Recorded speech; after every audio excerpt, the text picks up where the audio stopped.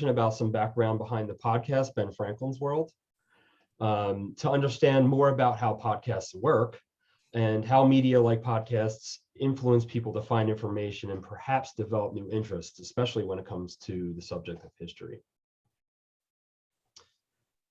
Also, we plan to look at some of the topics that have been discussed on the podcast over the years since its inception, and try to connect some of those subjects to HSP's collection items.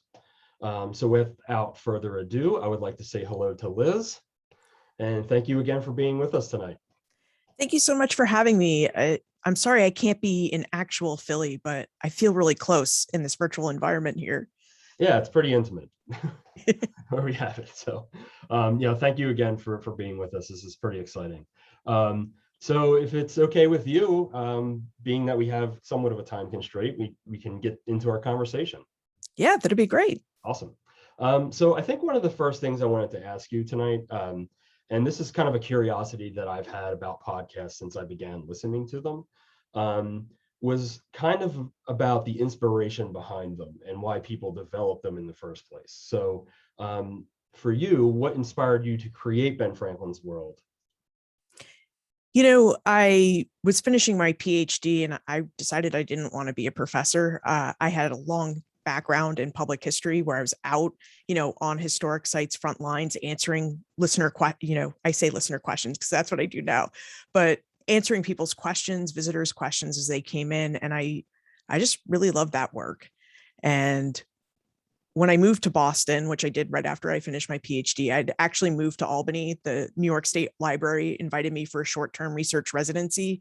And I probably shouldn't tell you this in case I apply one at the HSP, but I basically just moved to Albany and moved right in to research my dissertation. And, so after that experience in Albany, my partner got a job at Google in Cambridge and we moved to Boston and I started listening to podcasts. And I was like, these are great. I'm walking to the appointments and to the library and I'm learning something new, or I'm walking my dogs and learning something new. And pretty quickly I started looking for podcasts about early American history and I couldn't find one.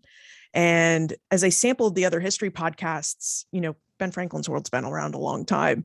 And there were plenty of great shows, but a lot of them were just people summarizing the books that they read. And I didn't find that engaging. I wanted something more conversational, more storytelling. And I'd actually wanted to start a narrative podcast. We've started doing narrative episodes, but I couldn't find a co-host. I couldn't find somebody to help me. They were like, a podcast? What's a podcast? And I was like, that's this great media where you can learn something while you do something else.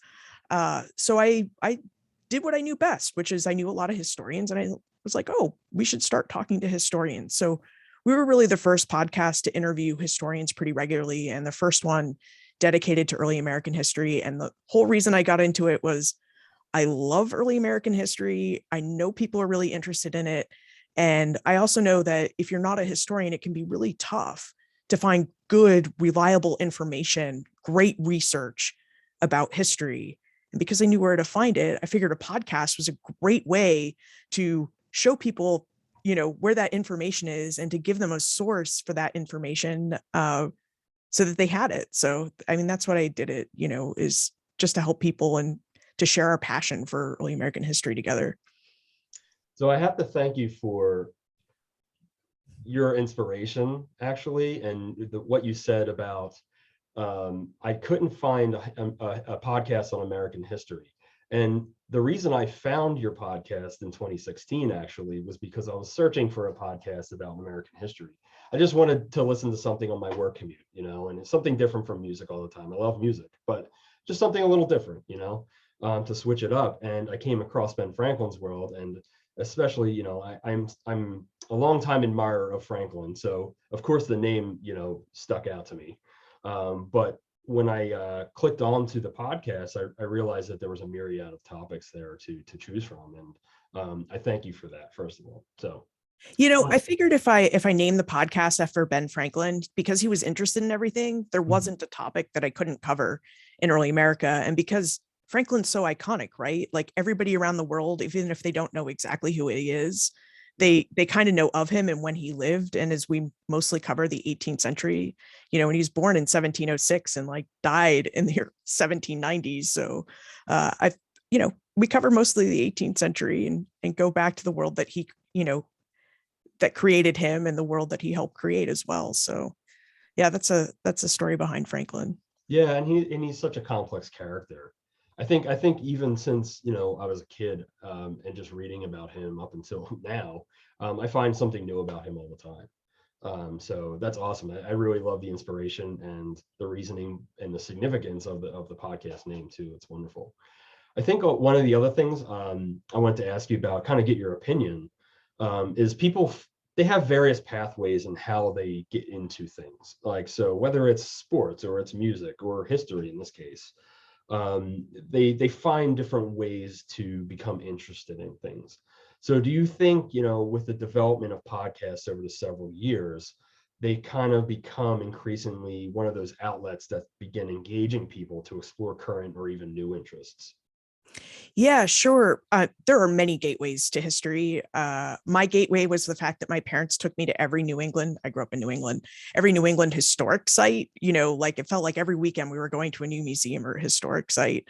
So for me, it was like the physical locations of places, and of course, books. Books are great, right? We were taught that if you needed to find information, Google didn't exist yet. That you needed to go look it up in a book, or go to the library and do that.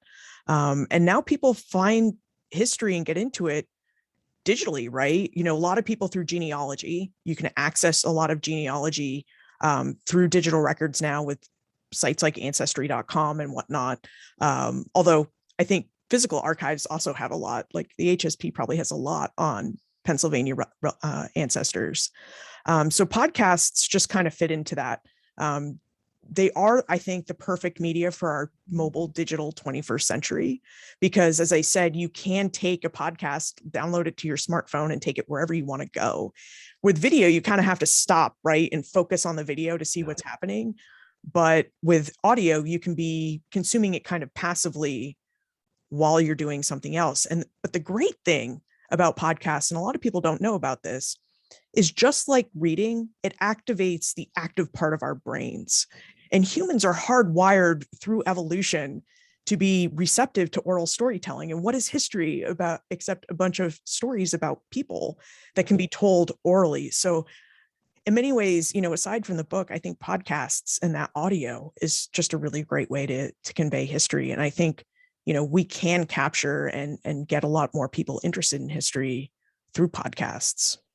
Yeah, you're right. I mean, and even when I was a kid, I mean, I became interested in history through Franklin, to be honest with you. I was about 7 years old and I attended a scholastic book fair in my elementary school. And I remember I gravitated towards a book that was written by Deborah Kent. And it was a biography of him, of Franklin. And it was I don't share this story very often, but I figured I would share this anecdote. But that was my pathway. And I first read that book and I became intrigued about this man and the way he lived and the things that he did from the early part of his life to the later part of his life. And then basically I was talking about this to my parents and they were like, we have to take you over to Philadelphia. We need to go see the Independence Hall. We need to go see all these sites. And then of course the Benjamin Franklin Museum on Market Street.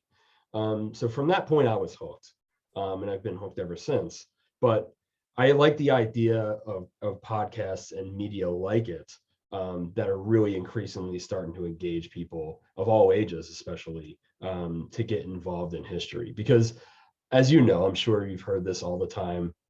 Oh, you're a history major, or you're interested in history. Oh, history was so boring to me.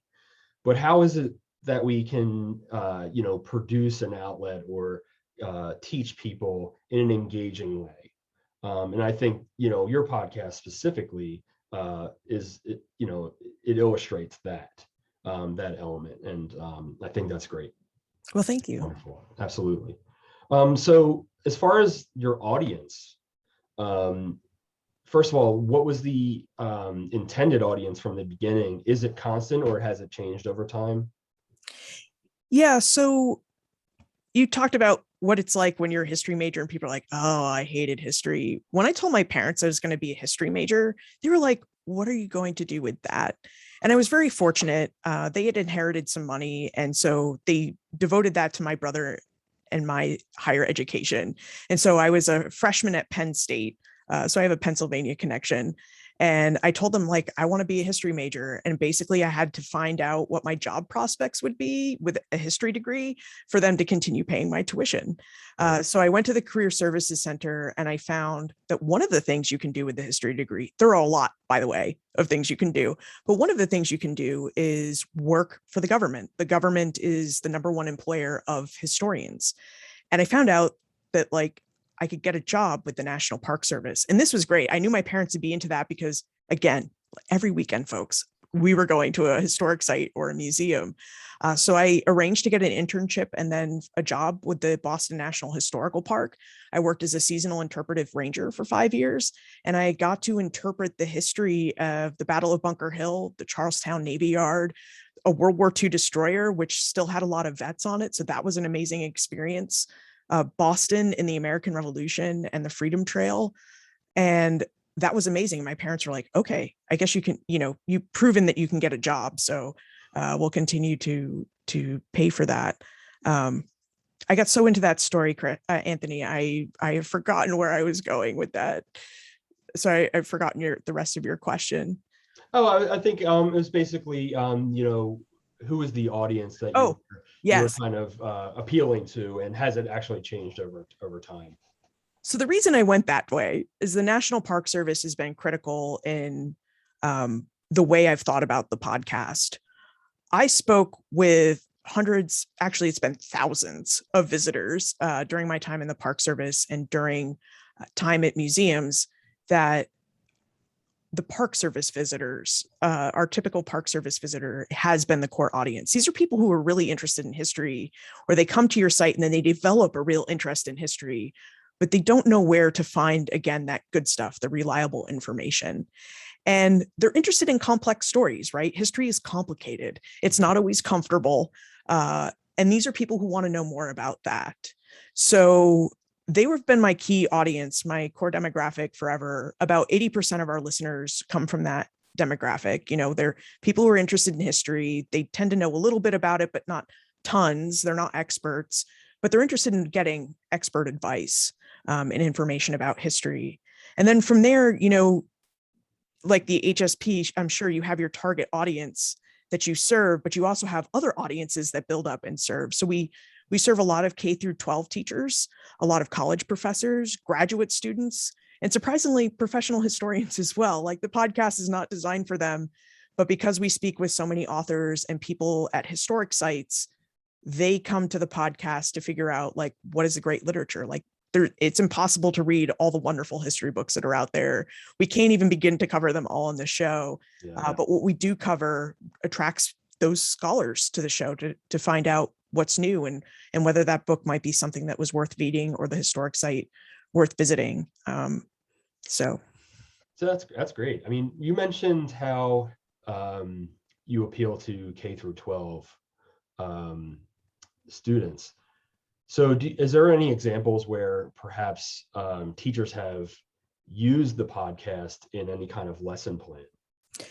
Yeah, so I should say that the majority of our listeners are really K through 12 teachers who then take the information, right? And they are the ones that do all the work to integrate that information in a way that speaks through to K through 12 students.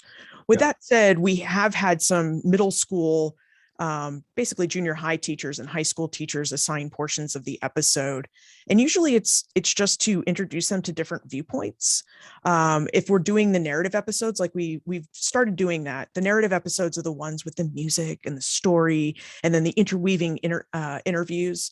So we've done a few of those episodes, like The World of the Wampanoag, which we did to explore the 400th anniversary of the Pilgrim's Landing at Plymouth last year, or our history of inoculation and vaccination episodes. Those are the ones that tend to get assigned in classrooms. Okay.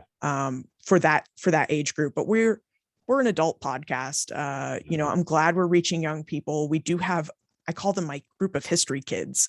They are kids who listen, but they're not our target audience. And now I think that there are some kid-focused podcasts about history coming out, which I think is wonderful.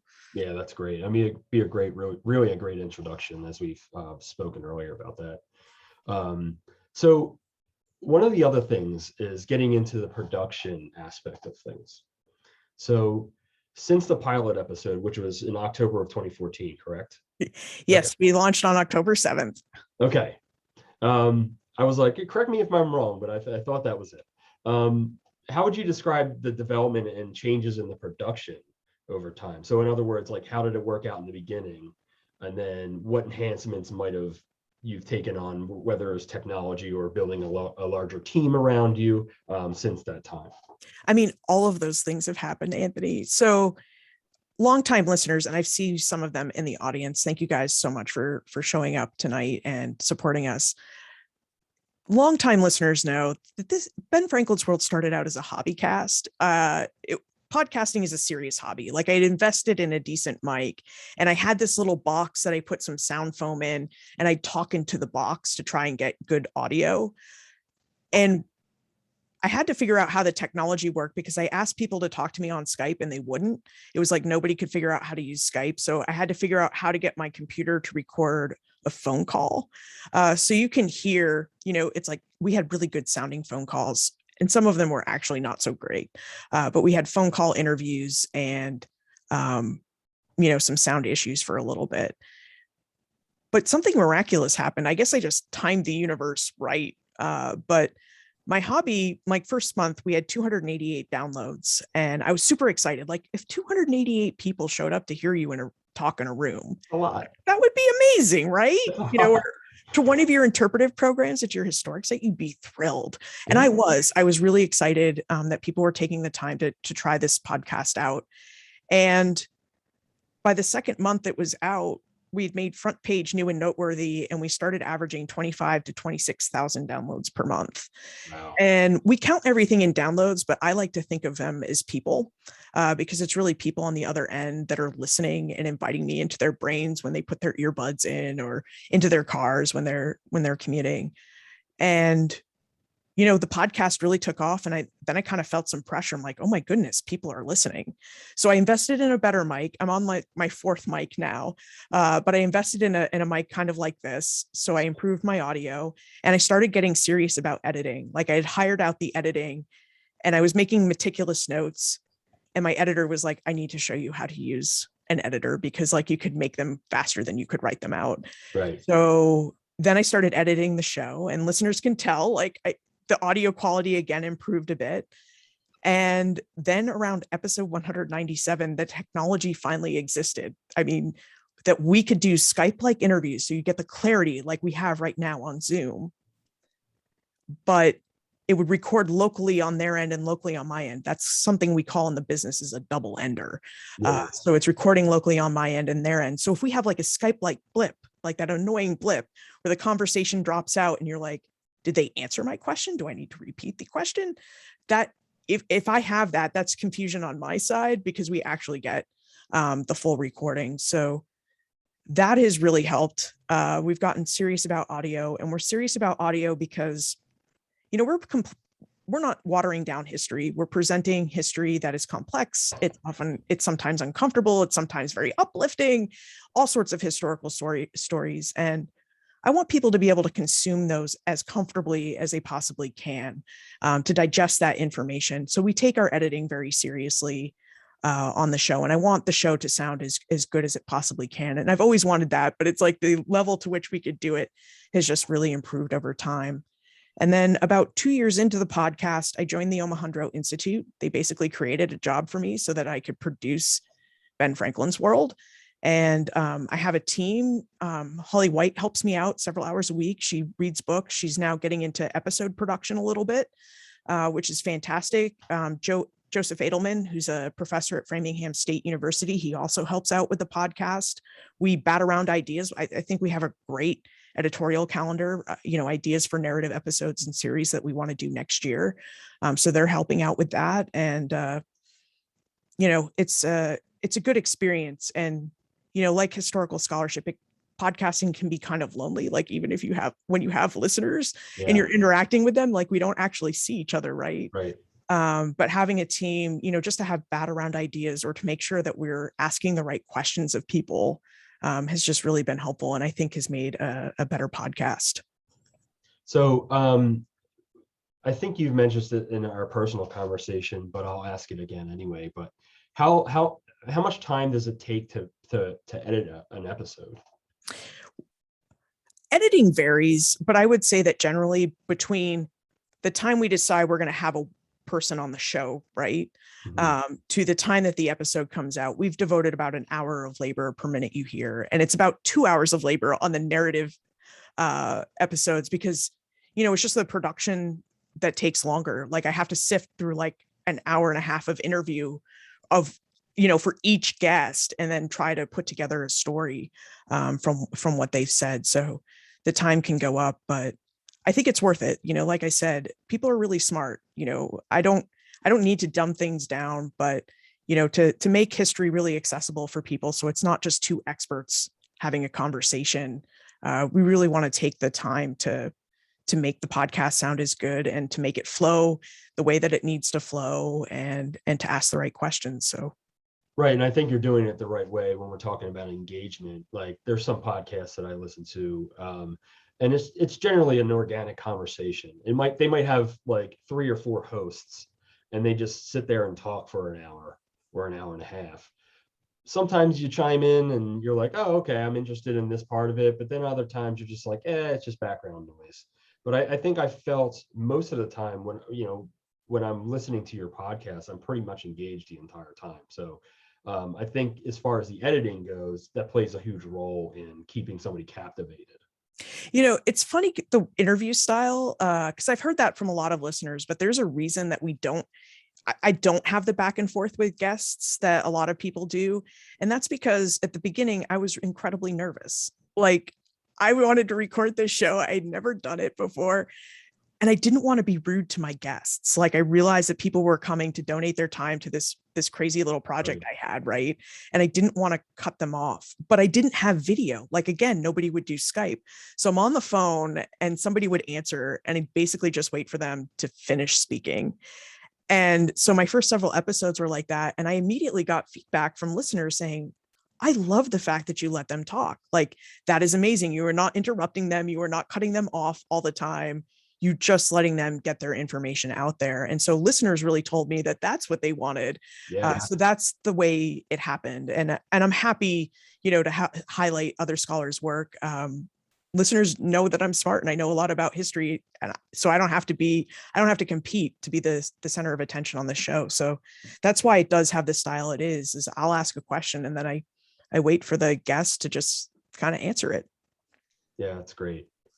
So one of the other things I've always been intrigued about is how podcast hosts go about choosing the topics and also the people to interview. You touched on this a little bit, I think, in the last question, but are there particular bases for which you decide to invite people onto the podcast, such as, book releases, perhaps fitting the scope of the Omohundro Institute, new relationships, personal interests, things like that?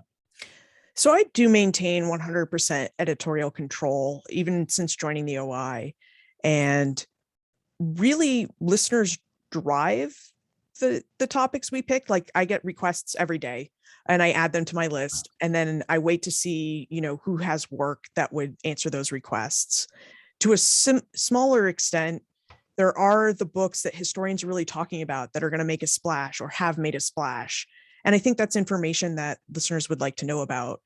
To the smallest extent, there isn't always an episode or two once a year, once or twice a year where I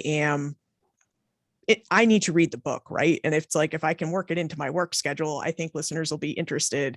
Then I'm gonna do that. But if I don't think listeners will be interested, then I will make other arrangements.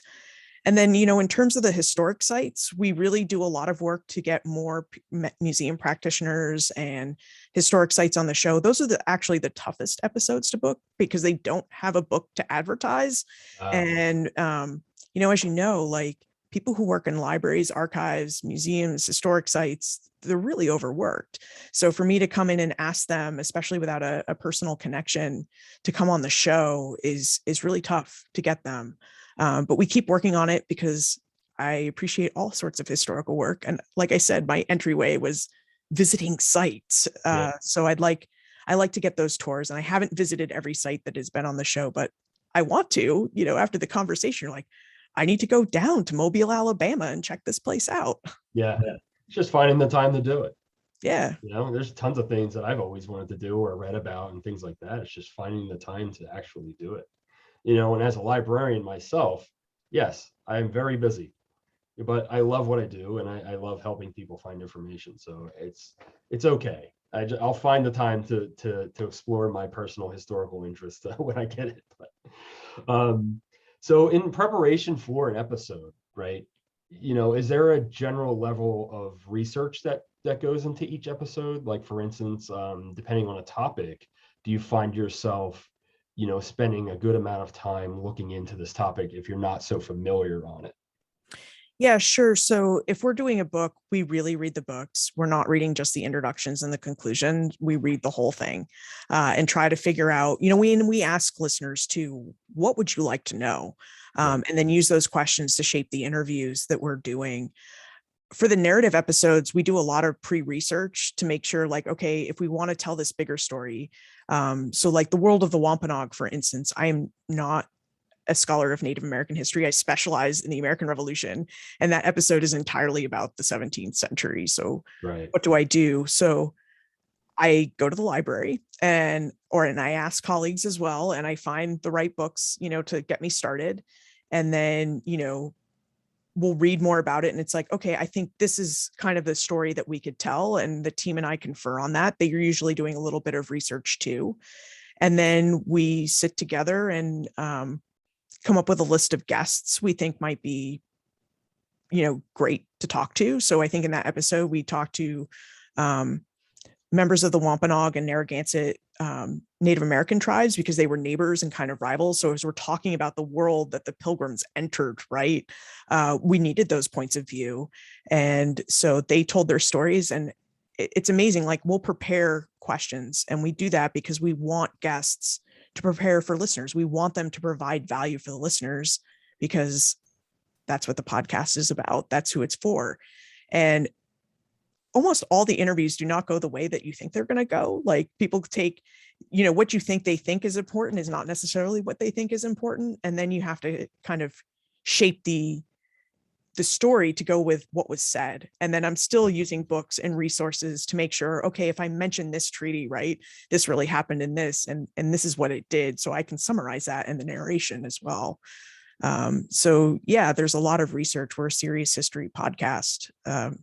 So it needs research. Yeah, absolutely. Like anything when you're studying history, serious research, it takes a lot of time.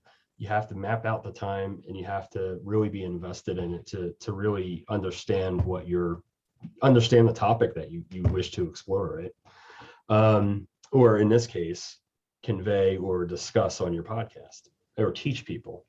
So at this point, I kind of wanted to get into some of the episodes, just to kind of give an example of the breadth of the topics that are discussed on the podcast. So one of the first ones I think is episode 268, which was a conversation you had with author Nick Bunker about his book, Young Benjamin Franklin. So one of the first questions I wanted to ask you about this, though, is something I thought of last minute, but I noticed that the episode was originally 207. So are there any specific reasons as to why the episode was reintroduced as 268? I believe that was during our little bit of hiatus. We took a hiatus. It ended in like April of 2020. So we took a little bit of hiatus to kind of revamp the show. And honestly, production's a lot of work. And after more than 5 years, I burned out a bit and needed a break for doing it. And so that's why we came back every other week and tried to do something smarter, tried to introduce a couple new formats. with the show, but I didn't want to leave listeners hanging. So I created a Vast Early America series with that. So my guess is that it fell into that. But there were also times when we were producing weekly that we needed time to work on other series and episodes, or just needed to take a week off. And so what we did was we'd find other episodes that linked together, but they were scattered across the catalog, right? Right. And Yeah. then we'd introduce them with new intros and outros to help people make the connections that we were seeing between the episodes if they wanted Right. to make them. That's great. Yeah. So I mean, this episode was actually intriguing for me, not only just because I like Franklin, but I think I actually bought the book and I started reading it actually. It was a great book. Episode. And so far it's really great. And I got through the part, I think, what I wanted to capture from this episode was basically his discussion on Franklin's family. For anybody else who's read any biographies of Franklin, it's a heavily understudied aspect of his life, I think, or just understanding his family and who's come before him to kind of take a look at Franklin, where he's gone in his life, right? So albeit interesting, in your opinion, do you think examining Franklin's family history is important to understanding himself? I think it is, because family shapes us, right? Whether you've had a great childhood or a really not good childhood, that leaves an impact. And it was really fascinating. Nick Bunker did a fantastic job. And this is why I know all this information is from his book, The Young Benjamin Franklin.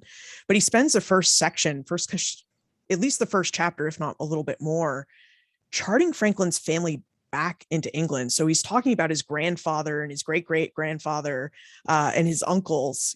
People don't realize that the uncle that he was named after, Benjamin, came to Boston and lived with them for a bit, and that he was a poet. Like, I guess the American Antiquarian Society has some of his poetry. But what he found is, like, his father, Josiah, he was a silk draper. Like, he would dye the silk different colors, and to really do that correctly, you have to know a lot about chemistry. And he found that his grandfather was like a tinkerer. He was kind of like, he was a blacksmith, I think, or he at least knew a lot about blacksmithing. But he was kind of like, if things broke, if somebody in the town would bring whatever was broken to his grandfather, and he would fix it. And so, he's charting the fact that Franklin had this line of tinkerers and scientists and highly knowledgeable people in his family. And that the only reason that sometimes mask is because when his parents come over to Massachusetts as part of the Puritan migration, his father becomes a candle maker, which doesn't seem like it's that kind of skilled activity. Except, he also points out that in his shop, they were selling specialized soaps and stuff, again, Right. taking advantage of that chemistry knowledge that Josiah Franklin would have had. And the only reason he didn't dye silk is because this is, early 1600s, this is like mid to late 1600s Boston. Like, who is buying silk? It is kind of a rough and tough outpost. It is not a refined city yet. So the demand for labor was not in being a silk dyer. It was in being a candle maker. Right. It wasn't like a practical commodity at the time for people right purchasing. So understood. And I think one of the other pieces of that section of the book is when he's talking about how Franklin goes back to England in 1758 with William. And this is, I guess, around the time where he was establishing his home in London. But he makes the trip to Northamptonshire to visit the village of Ecton, where his family was from, or at least where his father had lived, right? So when I was thinking about that, I knew that we have, so in our collection, we have a collection of Benjamin Franklin papers. And these are various things, it's unknown where we got most of it, but I know that a few items from that collection arrived at HSP sometime in the mid 40s. But the pieces that I'm going to get at are these genealogical notes that we have. And this one volume is actually a series of letters, various things, but one of them is from the rector of Ecton. And in the book, he talks about meeting with the rector of Ecton and his wife. And he was like, I'm searching for, my family background. And one of the things he wanted to look at were the parish registers. So, and he even mentions that in his autobiography too, right? Yeah, I was going to say a lot of this family information Franklin recounts himself in Right. autobiography. And what I think is great about Nick Bunker's work is he basically took the information that Franklin gave us and all its vagueness and then expanded it for us. And it sounds like the HSP has collections that can expand it even further. So I want to share my screen and I want to show you something that I found when I was looking through that one volume I was just speaking about. Let me just pull this up. And there's just a quick question in the Yeah. audience. The name of the book is The Young Benjamin Franklin, and it's by Nick Bunker. Thank you. So this is from our collection of Benjamin Franklin papers. This is in that volume I was telling you about, that is entitled Genealogical Notes. That's what it says on the spine. So I opened it. I was like, oh, I'm curious, kind of curious what's going on in here. And this was actually the first letter in the book. And this was a letter that Air Wally, who was the rector, right, had sent to Franklin's address in London in 1758, that summer. So in the autobiography, he talks about how he went there and he met with them, and he was looking through the parish register to find the burial and the marriage records and the death records of his family, trying to identify them in this parish record, right? So one of the things, let me see if I can move this around so I can get the counter here, but I wanted to go to the next page. So when I opened this, I realized that this is a list of all of his ancestors that were found in the parish register. Wow. And this is a letter that Air Wally sent to him. So one of the things I was thinking about when I was looking at this was, okay, I'm reading that he went there, but this was sent to his house after the fact or during that period. So one of the things I was pondering was, Franklin and his son went up to Ecton and consulted with the rector there about these records, and perhaps he did identify these family members in the parish register, but he also asked the rector to maybe document them and send them to him for his own records, right? So I was just kind of curious, like maybe what that conversation might have been like at the time. But it's also a glimpse into a research method, right? It's like he traveled to, a parish to take a look at some records about his family history. But then he might have, in the conversation, was like, okay, well, I don't have a cell phone, so I cannot snap a picture of this at the time, right? Or just whip out a pencil and write things down that quickly. So it was interesting to me that we have this in our collection, and to make that connection to his story in the autobiography it blew my mind. It really blew my mind. Yeah, and I think just to add to your points about kind of the process by which he recorded these names, there's a lot of great work coming out about the history of genealogy and its importance in early America. Karen Wolf, who's now the director of the John Carter Brown Library, is coming out with a book in the next year or so that talks about the power of genealogy, that in order to have legal standing in early America and within the British Empire, you had to know who your relatives were. Right. So Franklin was not alone in trying to trace, who his ancestors were, because that determined land, that determined inheritance, that determined your social standing in a community. Right. But all the founders and many other people were obsessed. That's why we see a lot of the family Bibles, right, of who is related to whom and who, married whom, and, dowries and things like that. Enslaved people as well were charted through genealogical records. So genealogy is just super important in a way that we may not think about it as being important today, because things are just a bit different legally. Yeah, absolutely. And there was one other thing I found in the collection, and it was actually a genealogical, it was a family chart. Oh, wow. Of Franklin's family in Ecton. And there was no specific author on it, but we're under the impression that it was drafted around 1760. So whether this was drafted by Franklin himself or somebody else, it's still awesome, and it really gives you an idea and really how the tree works and how his family has grown.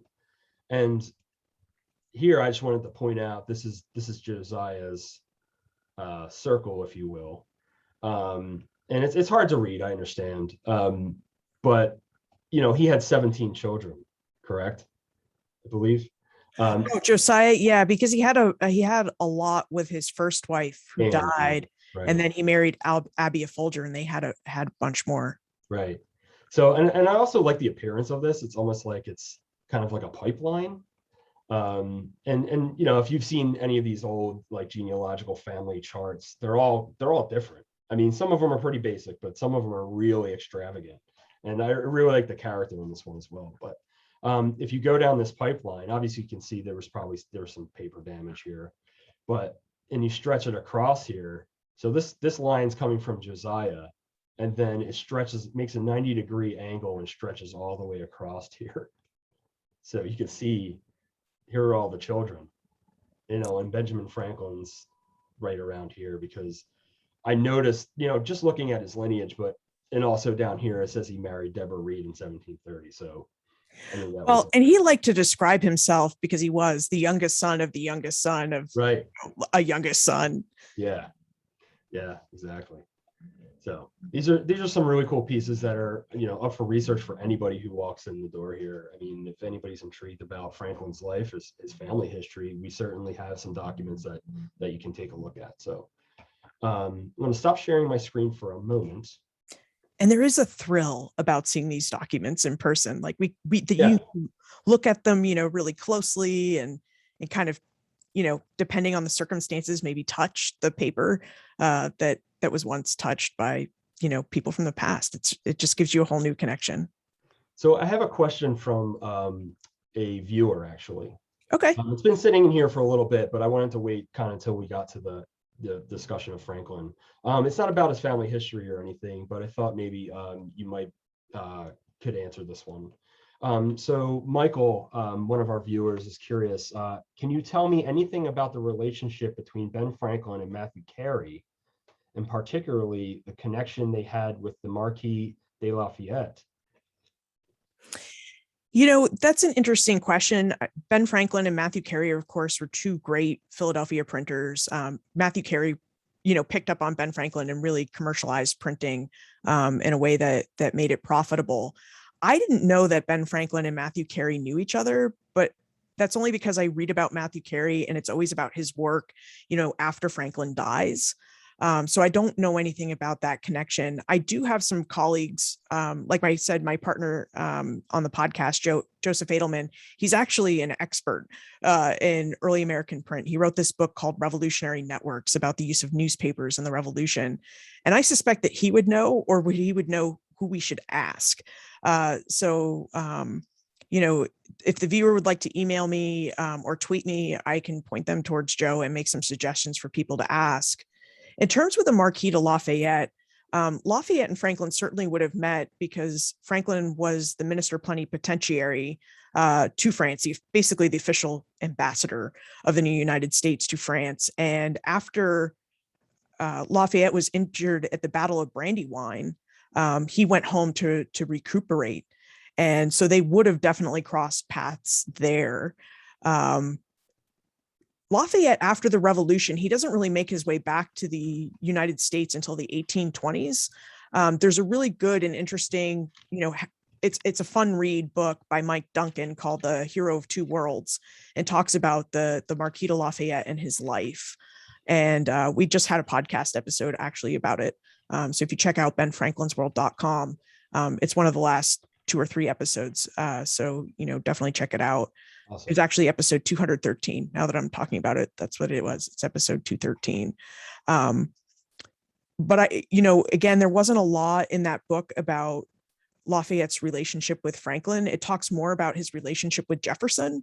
I guess when the French were trying to figure out what kind of constitution and stuff to write during the Revolution, the Marquis de Lafayette consulted Jefferson before Jefferson went back across the ocean. So I am sorry that I cannot answer your question. I hope I provided a little insight around the issue that's helpful, but I'm happy to connect you with colleagues who are just going to they're going to know more than I am on it. Thank you, Liz. So we're getting down to the wire here. So I just want to move on to the next topic, which was episode 292, which is craft in early America. Yeah. So this episode was actually, kind of personal for me. I grew up in a blue collar household. My dad's a master plumber. So, trades and craft have run in my family for quite some time, even back to, my great grandfather and my grandfather, especially when they arrived here from Italy. So it was kind of a personal thing, but looking at it in the context of early America was an interesting topic that I was intrigued to listen to this episode. So one of the things I found interesting about the discussion was the terminology around the term craft and perhaps trade. And what does the term craft mean then versus what it might mean now? Or does it mean the same thing? Or do we look at it differently? Yeah, that was a really interesting conversation with a scholar. I'm blanking on his first name, but his last name was Adamson. Glenn Adamson. Yeah, Glenn Adamson. And he's a curator at various different museums. And he was talking about how, today we call everything artisanal. But back then, craft was just the way that things were done. People made things by their hand. Ben Franklin was a craftsman. He made newspapers and he, made pamphlets and would print books. Plus he tinkered with things. He's always inventing like bifocals and the Franklin stove. So, he was considered a craftsman. Some of the conversation we talked about there was really about how the guild system in Europe really defined craft in a way that it has not been defined in the United States because we lack a guild system. There wasn't a guild system to say, you are a master craftsman. You have gone through all these steps, basically like college for craftsmen. Right. There wasn't that. So, and Franklin, this happens in Franklin's life, right? He works with a printer, I'm blanking on his name, but the first German printer he works with in Pennsylvania, he's like, this guy doesn't really know what he's doing, but I know what I'm doing. And he ends up working for him twice because he goes off to London to get his own press and that falls through. And he comes back and ends up working for the guy. This wasn't Andrew Bradford, was it? No, Bradford actually didn't hire Franklin. He's like, no, I don't have a position for you. Right. So he went, yeah. This is going to drive me a little bonkers now. But it was a German man. He went to go work for him. And, he talks about how he basically ran the business. I mean, that's Franklin's autobiography, and sure. Franklin liked to boast, so we have to be careful of that. But that's the way Franklin tells it, right? Sure thing.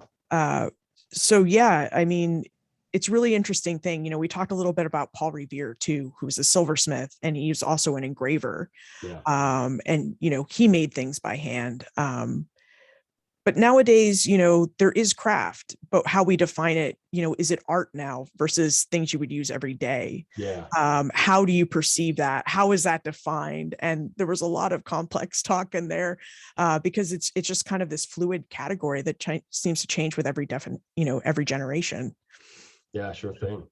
I mean, I think one of the things when I was preparing for this today, I was trying to look in the collection and see what types of manuscripts we had that focused on early craft. And one of the things that I found was a letter book by this young man named Robert Simpson.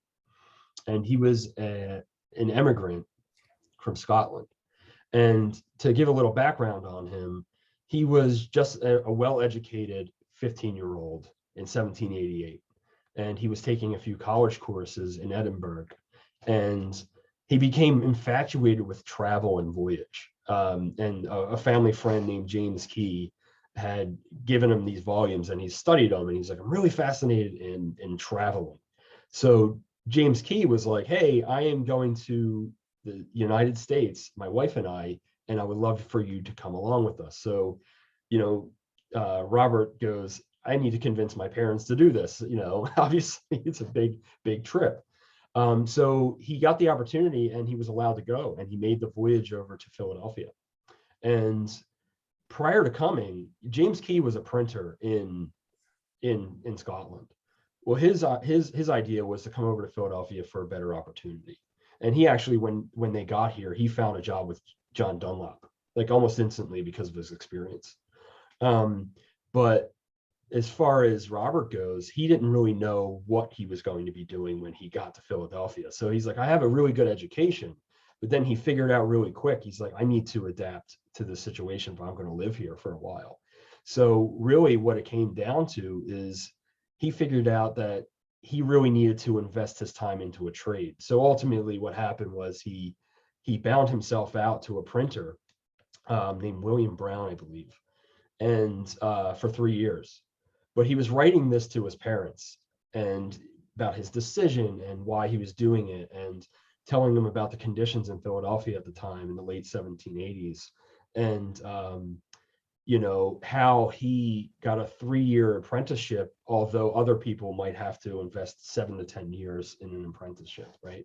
But he was telling them that, well, my master told me that my education is, I have a heavy background in education, so 3 years would be enough. So I found that interesting, and how a young boy or teenager, adolescent almost, right, made his way over to Philadelphia just on a whim almost, and found himself wanting to be a printer when he got here. And then he invested, 3 years time, and he fulfilled the apprenticeship. So I know, even Nick Bunker was talking about, or I think it was Glenn was talking about, it wasn't uncommon for people to leave their apprenticeship because, they became disinterested, or the conditions were bad, or, so on and so forth. And Robert goes through the story about how I was one of 150 in 3 years, and I'm the only one that lasted the 3 years. So I found that interesting, because he had that drive to want to learn the craft. And so, Yeah, and I was just going to say, we've been talking about craft in terms of white men, but women and people of color were certainly sure. involved. You talked about how a lot of these apprentices would run away if they got bored, but some of the most skilled craftspeople couldn't because they were enslaved. Caitlin Hopkins is a scholar who has done a lot of work on like the engravings on gravestones in New England, and she's found that a lot of the grave makers in early New England employed enslaved people. So things that we are attributed to one person were actually made by another. And some of the fine silver work in the Museum of Fine Arts here in Boston, same thing, that these New England craftsmen had enslaved people and they learned the craft. And they were the skilled craftsmen in a lot of cases behind some of this work. And then, of course, nobody's ever talked about whether Deborah Franklin, right, ran the printing press, but she ran the business. Right. I'm willing to bet that if in a pinch, if Franklin got really sick, she could have run that press if she had to, so, that's the other debate about craft, right? Like women's sewing, is that craft or is that, like a hobby? But in early America, that stuff was work and everything was handmade and, Absolutely. I mean, even going into, the later part of the 19th century, right? I mean, we have diaries. We have a particular diary in mind of a woman who lived in Chestnut Hill, which is, slightly on the outskirts of the main part of the city. And she keeps this daily book about her sewing and how many dresses she sewed this day. And that was her work. That's what she did for a living. And her husband was a stone cutter. But she talks about all of this, but she also meshes in all of her other daily activities, who she met today and how many people came over to the house, and, what were the other daily tasks that she needed to get done in any given day. So I think also at the same time, it's like looking at these types of items is that you're looking at a person's experience and the individual experience. You're not looking at just what is craft in America, and what has it done for the overall development of a country, right? It's its element in that whole role, right? But it's like looking at the experience of the individual, and I always find that to be very important. So now, Anthony, you've showed us some documents, right? And you talk about craft as an experience. Does the Historical Society of Pennsylvania have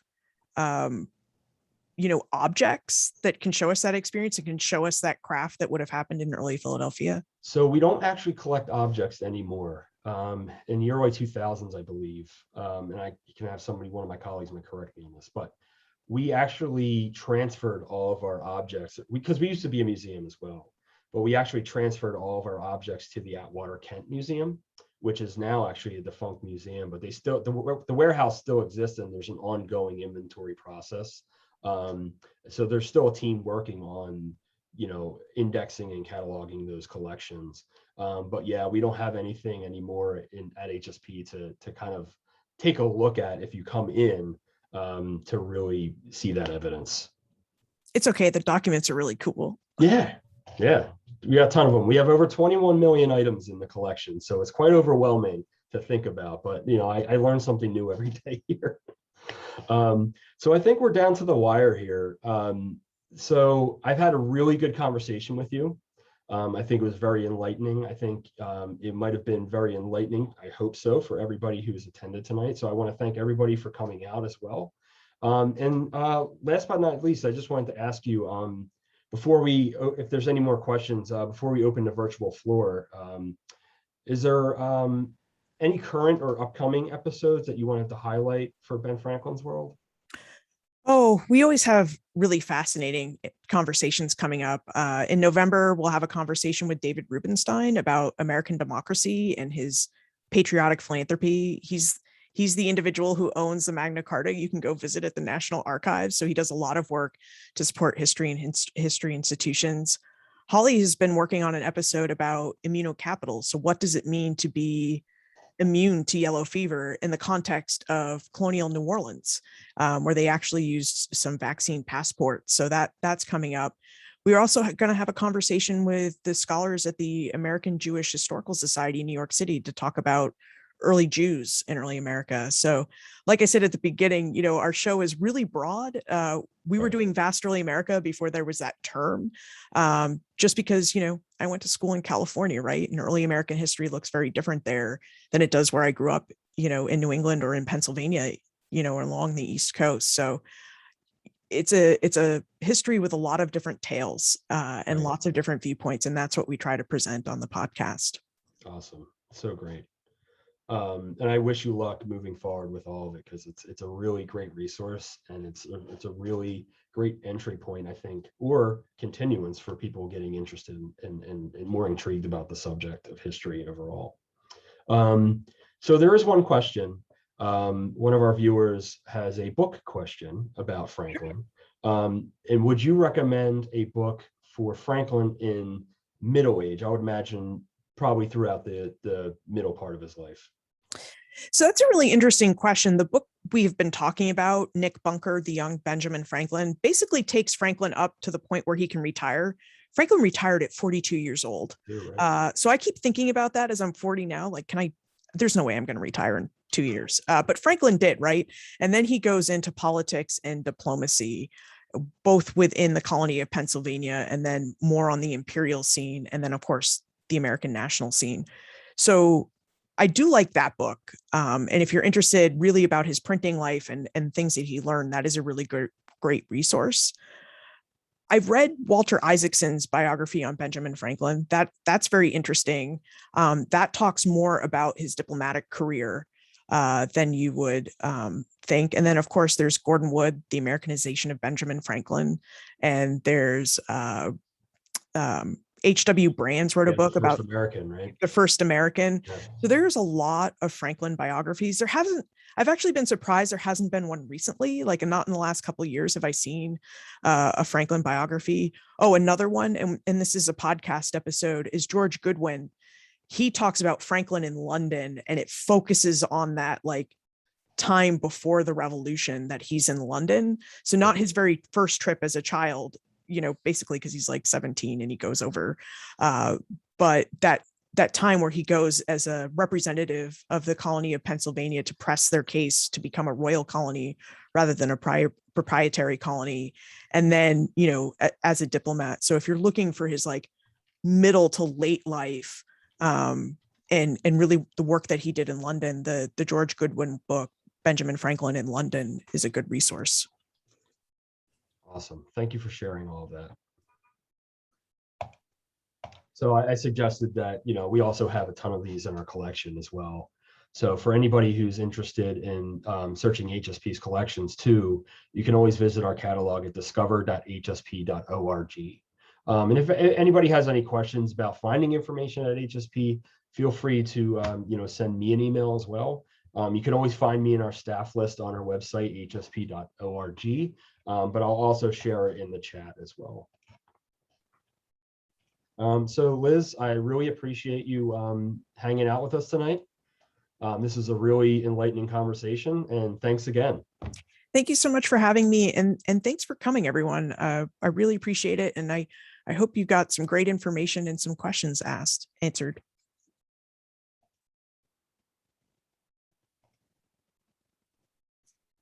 Great, and thank you both Liz and Anthony for really interesting conversation, and thank everybody for coming out tonight.